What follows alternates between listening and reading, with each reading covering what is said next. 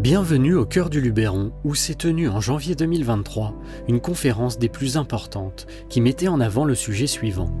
Le lien entre la petite enfance et la nature est indispensable. 4 intervenantes pionnières dans leur domaine sont venues échanger avec une équipe d'éducateurs à la nature pour leur montrer qu'il était possible et indispensable de plonger les tout-petits dans la nature. Mais pourquoi ? Les 36 premiers mois qui sont les plus impressionnants, là où on développe le plus de choses sur toute sa vie finalement, que ce soit au niveau cognitif, au niveau physique, on grandit tellement vite en si peu de temps.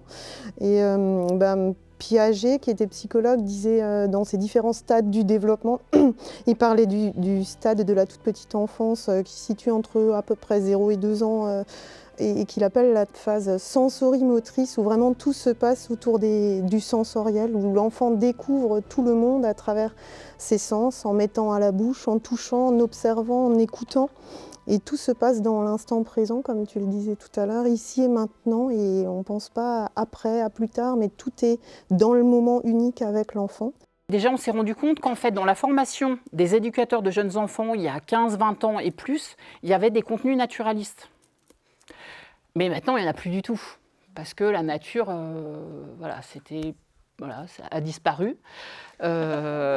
Et donc, on a dû faire ce que je peux appeler du lobby, mais pendant 3 ans, moi, ça fait 4 ans que je suis directrice du Moulin, j'ai vraiment fait du lobby à mort, quoi. C'est-à-dire syndrome du manque de nature sous toutes ses formes, des petits bouts, des confs, faire venir des pros, des journées professionnelles. Joël est venu il n'y a pas longtemps sur une journée pro autour des cours, de la renaturation de cours. Enfin, plein d'entrées différentes qui font qu'à un moment donné, les professionnels à différentes strates se mobilisent et disent « Ah ouais, non, mais il y a quand même un truc là qu'il faut qu'on traite. » Il y a tout un travail qui a été fait avec des professionnels de l'enfance et de la périnatalité sur l'importance des 1000 premiers jours. La nature est apparue comme étant indispensable à ces temps-là. Et puis il y a eu la Charte nationale de l'accueil du jeune enfant qui a été publiée en 2016. Donc on a été auditionnés, on a participé à l'élaboration et la nature est présente. Après la culture, mais elle est quand même présente dans la Charte nationale de l'accueil du jeune enfant qui est aujourd'hui imposée, c'est-à-dire que les établissements d'accueil du jeune enfant doivent respecter cette charte. Et cette charte dit, c'est l'enfant qui parle, j'ai besoin du contact de nature.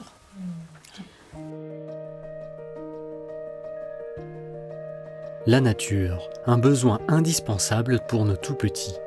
Pourtant, notre société actuelle ne nous met pas en avant ce besoin. Est-ce lié à la réglementation, au regard que nous posons dessus ? Qu'en dites-vous ?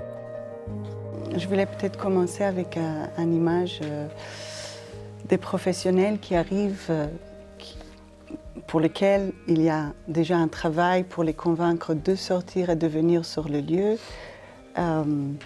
et qui arrivent et qui sont, ça se voit sur leur corps, qui ne sont pas confortables. Et puis parce qu'eux, ils ne sont pas confortables, les enfants ne sont pas confortables. Et je voudrais juste contraster ça avec ce qui représente pour moi une image de mon enfance, donc grandi dans les années 70, par la citation de la personne qui a écrit How to Train Your Dragon, les dragons. Qu'elle, enfant, l'idée de s'occuper des enfants, c'était ouvrir grand la porte sur l'île écossaise où elle a passé beaucoup de temps. Et les parents disaient au revoir les enfants, revenez quand vous avez faim, ne tombez pas d'une falaise. Donc il y a quelque chose de très très différent aujourd'hui je pense que pour les adultes de manière générale, même ceux qui ont vécu enfant des expériences fortes en nature, de par justement cette perte de contact avec la nature dans leur formation et puis dans les pratiques, n'ont plus cette habitude et se sentent pas légitimes. L'autre sonnette d'alarme, c'est que instinctivement, avec mon enfant Pablo, j'avais eu envie de mettre le cul par terre, quoi. Et que je voyais bien que c'était interdit. Touche pas le bâton, tu vas te crever un œil. Touche pas le caillou, tu vas tu vas casser la tête de ton voisin, etc. Et ça m'a profondément perturbée. Je me suis dit, il y a un dysfonctionnement. En fait, il y a un dysfonctionnement entre le savoir de ces professionnels qui connaissent le besoin primitif et fondamentaux de ces jeunes enfants et leurs pratiques. Et donc j'ai essayé de comprendre pourquoi et de détricoter ce dont tu parles dans la vidéo, les questions de réglementation et de fantasmes autour de la réglementation. Elle n'est pas aussi contraignante dans le monde de la petite enfance. Elle est même assez peu décrite. Et c'est ce qui fait qu'il y a des pratiques qui vont bien au-delà de la réglementation, avec des interdictions qui sortent de on ne sait pas trop où, quoi, qui viennent du passé hygiéniste de ces établissements. Donc rassurez-vous, il n'y a pas de contre-indication réglementaire à mettre les enfants au contact de la nature dans le monde de la petite enfance. Et donc il y a la place pour les éducateurs environnement. Je reviens à cette image de ne tombez pas d'une falaise. Donc on peut imaginer tout ce temps que les enfants passaient sans surveillance d'adultes, quelle confiance les adultes avaient dans les capacités d'analyse de risque, des débrouillards. Donc il y avait une confiance d'adultes dans les enfants, une confiance des adultes envers l'environnement. Aujourd'hui perdue. Et nous, de par nos expériences, nos savoir-faire, nos compétences, on peut leur remettre en situation de confiance.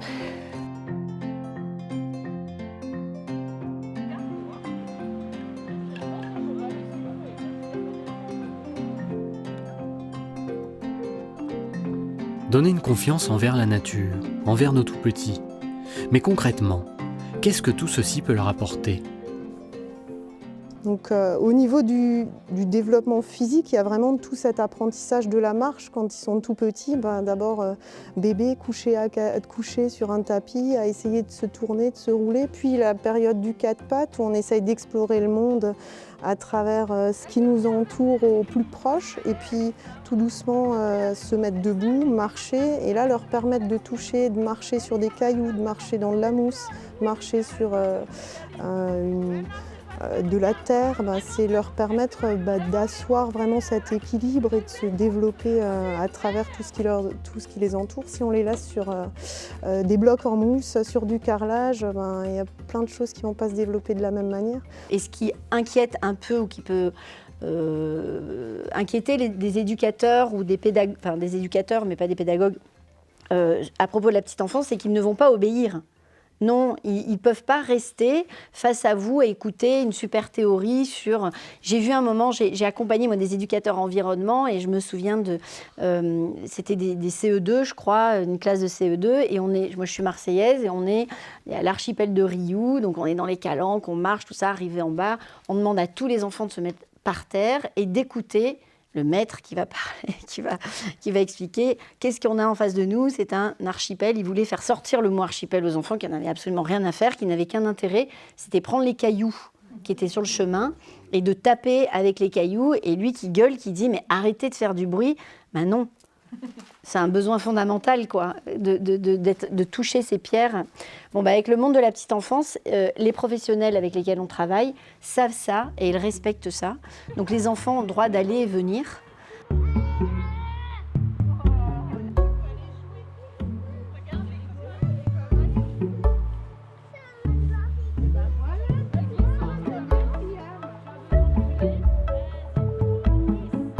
Au niveau cognitif, alors là aussi les apprentissages sont énormes en 3 ans.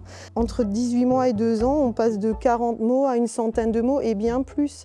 Et souvent les éducateurs à l'environnement, ils disent qu'est-ce que tu veux, au niveau connaissance, qu'est-ce qu'on va leur apporter? Enfin mes collègues me disent qu'est-ce qu'on va leur apporter? Il y a des petits à 2 ans, ils savent repérer ou définir une pie ou le héron ou une cigogne par chez nous en Alsace. Et au lieu de dire oiseau, ils auront déjà peut-être 3, 4, 5 mots d'oiseaux à répéter, à connaître, à identifier.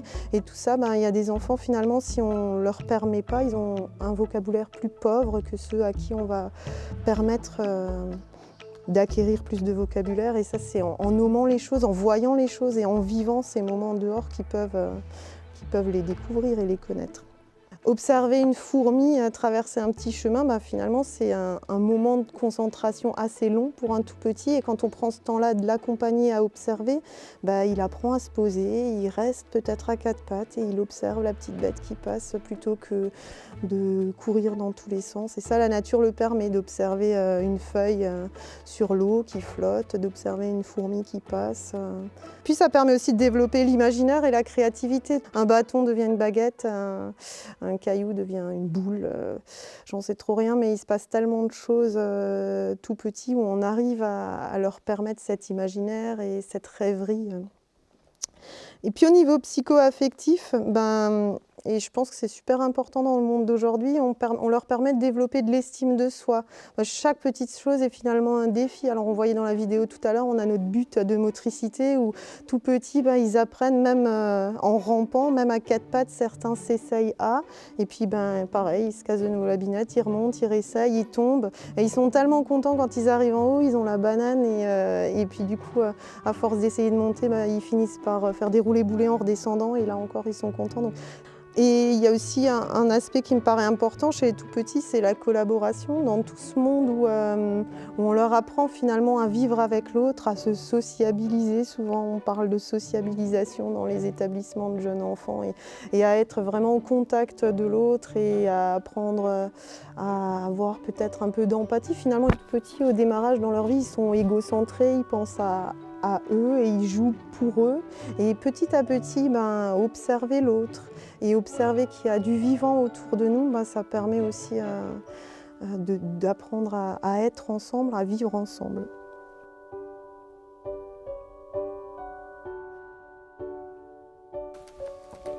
Comment on peut aujourd'hui permettre aux enfants qui ont plein des choses qui se passent en eux, plein des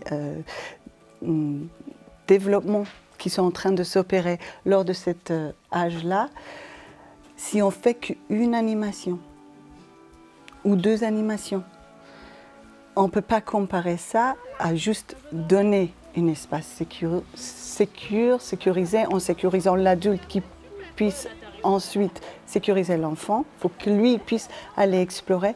Si on compare les opportunités d'apprentissage, d'exploration, de recherche, de connexion de neurones qui peuvent aller sur l'intérêt de l'enfant. Voilà, donc moi, ce que je travaille, c'est beaucoup le jeu libre et je trouve que dans cette rencontre de demande, il y a un changement de posture.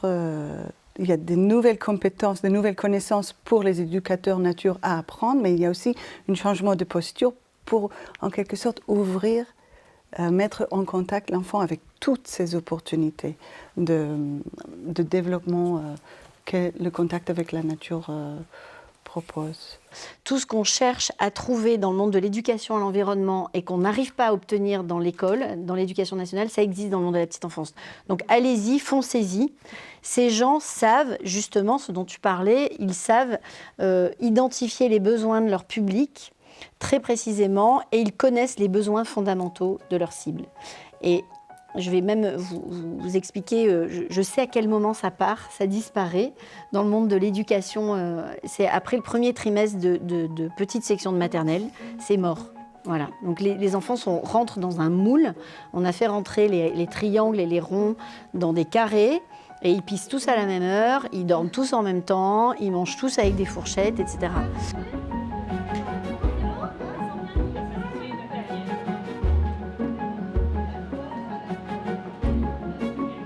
Ce qui est assez intéressant, c'est que, en fait, on s'est servi de la pratique avec les jeunes enfants pour toucher tous les autres publics. C'est-à-dire que les parcours sensoriels, ou en tout cas ce qu'on proposait, qui ne passaient exclusivement, presque exclusivement par les sens avec les jeunes enfants, ce qui est un passage absolument obligé, évidemment on l'a décliné, mais vous connaissez tout ça. Je sais très bien que dans le monde de l'éducation à l'environnement, on fait beaucoup appel à tout ce qui est sensoriel, mais on s'en est vraiment très très largement inspiré et on a fait faire des ateliers ou des temps de rencontres ou à des adultes sur le même modèle qu'avec les très jeunes enfants, et c'est vachement intéressant parce que On dit souvent reconnecter l'enfant qui est en vous, tout ça. Bon, là, on y était, quoi. On était dans le dur et on a fait vivre à des professionnels, à des adultes, des souvenirs de leur premier instant de nature qu'ils avaient eu, qu'ils avaient connu quand ils étaient tout petits. Et c'est une excellente façon pour permettre à ces adultes-là de se reconnecter à cette façon vitale d'appréhender la vie et la nature.